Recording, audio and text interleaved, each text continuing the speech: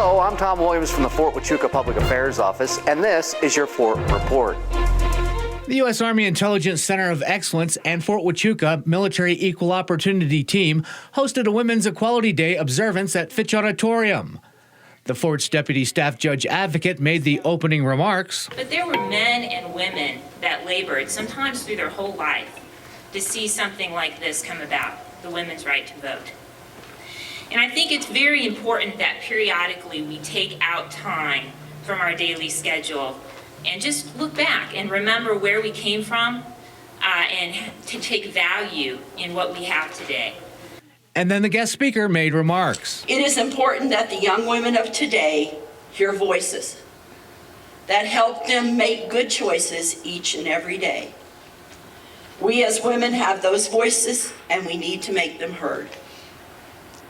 According to Barbara Deming, we learn best to listen to our own voices if we are listening at the same time to other women whose stories, for all our differences, turn out to be, if we listen well, our stories also. In other news, the Training and Doctrine Command Culture Center hosted an observance called Culture and Women, a Global Perspective, to also mark Women's Equality Day. The guest speaker was a retired American female command sergeant major. First, you, whether a man or a woman, can be anything you want to be. Don't ask, just do it. Second, it takes one of everybody to make a world. Tolerate the good with the bad, allow people to be who they are, and things to be what they are. And lastly, leave the world better than you found it. Plenty of courageous men and women have created the opportunities in this time and space we occupy that did not exist before they came along.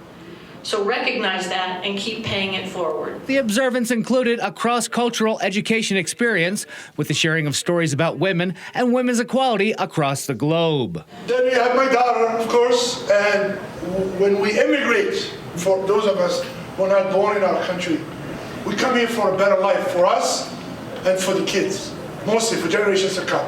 That's what made our country what it is, right? For me, my daughter's 23, she just finished college in McGill, and you're probably looking at being a typical Arab or Muslim, quote unquote, if you want.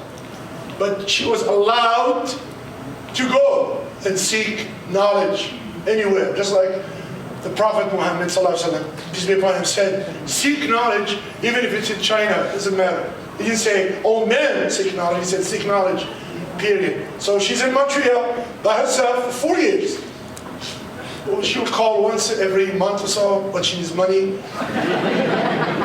But that has nothing to do with me limiting her or putting her in that frame that at age so-and-so you have to get married and so forth.